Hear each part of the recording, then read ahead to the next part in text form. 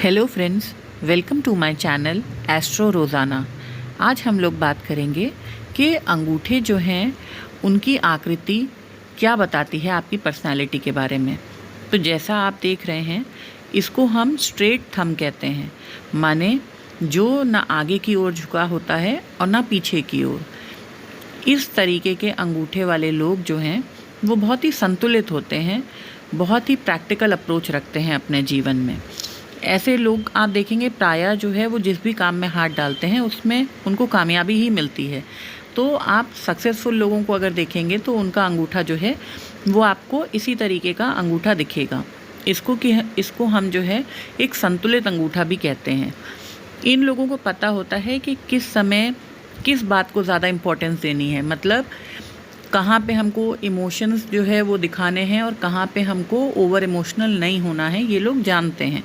और कहाँ पे हम अपना काम प्रैक्टिकली करवा सकते हैं, कहाँ हमको प्रैक्टिकल होना है और कहाँ हमको इमोशनल होना है, ये लोग भली भांति जानते हैं।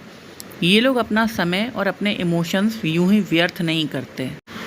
कम शब्दों में कहें तो ये लोग सधे हुए और बहुत ही मैच्योर माइंडसेट के, मैच्योर अप्रोच रखने वाले लोग होते हैं। इसी वजह से ये लोग ज़्यादा कामयाब देखे जाते हैं। अब हम इस अंगूठे को देख लेते हैं।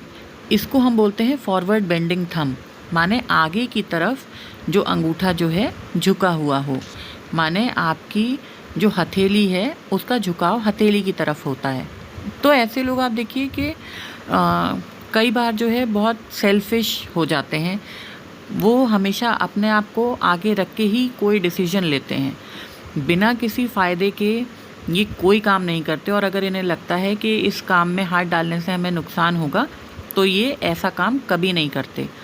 प्रायः ये इन लोगों को जो सोसाइटी में इनकी इमेज होती है वो एक कंजूस की होती है, लेकिन ये बहुत अच्छा सेविंग अपने जीवन में करते हैं और बहुत सारे असेट बनाते हैं, घर मकान दुकान ये सब जो है ये लोग बहुत अच्छा बनाते हैं। और आप देखेंगे कि ये लोग बहुत सक्सेसफुल होते हैं, लेकिन इन्हीं के साथ काम करने वाले, इन्हीं के कर्मचारी, इन्हीं के बिज़नेस पार्टनर, इन्हीं के घर वाले वो पीठ पीछे जो है इन लोगों की बुराई करते हैं, इन लोगों को पसंद नहीं करते, क्योंकि इन लोगों की जो अप्रोच है जीवन के प्रति वो कम्प्लीटली प्रैक्टिकल है। ये लोग इमोशंस कहीं ना कहीं अपने जीवन में लैक करते हैं। आप ऐसे लोगों को जिनका कि अंगूठा आगे की तरफ झुका होता है, इनको आप इमोशनल फूल नहीं बना सकते। ये सबसे अच्छी चीज़ है इन लोगों के विषय में। माने कोई जो है वो घड़ियाली आंसू बहाकर इनको मूर्ख नहीं बना सकता। ये तब तक जो है अपना भरोसा किसी आदमी को नहीं देते जब तक कि इनको पूरी तरीके से उस आदमी को जांच परख ना लें। अब हम तीसरे और आखिरी अंगूठे की बात कर लेते हैं। ये होता है बैकवर्ड बेंडिंग थंब, माने जब आपका अंगूठा पीछे की तरफ जो है वो झुका हुआ होता है। तो ऐसे लोग जो हैं इनमें बहुत ज़्यादा इमोशंस होते हैं और प्रैक्टिकलिटी जो है वो बहुत कम होती है।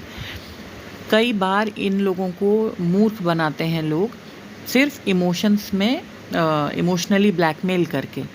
ये लोग जो हैं इन लोगों को ये समझ में नहीं आता है कि कहाँ पे हमको इमोशनल होना है और कहाँ पे हमको प्रैक्टिकल अप्रोच जो है वो अपनानी चाहिए। इसी वजह से कई बार क्या होता है कि ये अपने जीवन के मेजर डिसीजंस जो हैं वो भी इमोशन में आके ले लेते हैं और बाद में ये लोग पछताते रहते हैं। इसीलिए इन लोगों को बहुत ज़्यादा कामयाब होते हुए नहीं देखा जाता है, क्योंकि ये लोग दिमाग से ज़्यादा जो है वो अपने मन की सुनते हैं। लेकिन अच्छी बात क्या है कि ये लोग धार्मिक और सात्विक प्रवृत्ति के लोग होते हैं, दूसरों की सहायता जो है करने के लिए हमेशा आगे खड़े होते हैं। और क्योंकि इन लोगों के लिए धन और प्रैक्टिकलिटी जीवन में इतना महत्व नहीं रखती, इसीलिए कई बार ये लोग अपना नुकसान करके भी सामने वाले का भला करने के बारे में सोचते हैं। ये लोग अपने जीवन में बहुत ज़्यादा धन संपदा या असेट जो है उसको नहीं जोड़ पाते, लेकिन संसार में, समाज में इनको बहुत मान सम्मान और प्रतिष्ठा दी जाती है। लेकिन कुछ लोग जो हैं वो पीठ पीछे इनको मूर्ख भी कहते हैं। प्रायः ऐसे लोगों को लोग इमोशनल फूल भी कहते हैं। लेकिन देखिए, ना तो हमें बहुत ज़्यादा इमोशंस में आके कोई निर्णय लेना चाहिए, ना बहुत ज़्यादा प्रैक्टिकल होके। इसीलिए इन तीनों जो अंगूठे हैं उनमें सबसे श्रेष्ठ अंगूठा वही है जो स्ट्रेट अंगूठा है, जो ना ज़्यादा इमोशन की तरफ झुकता है और ना ही ज़्यादा प्रैक्टिकलिटी की तरफ। तो अगर ये वीडियो अच्छा लगा तो आप लाइक और सब्सक्राइब बटन को हिट कीजिए और हम लोग जल्दी ही मिलेंगे इसी प्रकार की रोचक वीडियोस के साथ। मेरे चैनल से जुड़े रहने के लिए आप सभी का धन्यवाद।